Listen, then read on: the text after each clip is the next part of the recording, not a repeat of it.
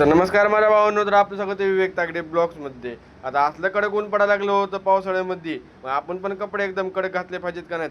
कपड्यात ही चव फक्त एकदम कडक इस्त्री मारली पाहिजे. मग कसं चुरगेलेला शर्ट एकदम कडक होऊन जाते, मग आपण पण एकदम कडक दिसतात. डोकं लावायचं असतो, डोक्याला टीका खेळायचं. कडक इस्त्रीचे कपडे घातले होते, घरनं लगेच म्हणले त्या काम करून या. कडक इस्त्री घालून एका जागेवर बसायला नसतात, काम करण्यासाठी असतात. ओके म्हणलं, तुमचे शब्द माझ्या कानावर पडले आणि माझ्या हृदयात बी बसले. आता मी कामच करणार म्हणलं फक्त.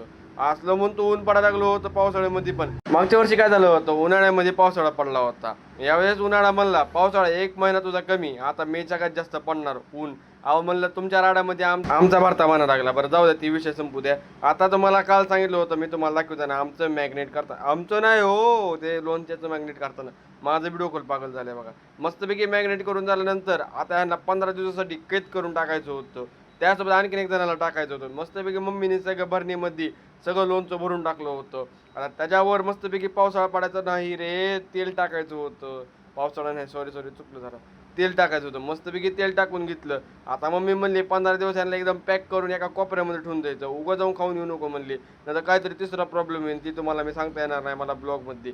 तर जाऊ दे, विवेक तागडे ब्लॉग कसा वाटला लवकर कमेंट करून सांगा. तर भेटू उद्या एका विवेक तागडे ब्लॉग्समध्ये. तर टाटा, बाय बाय.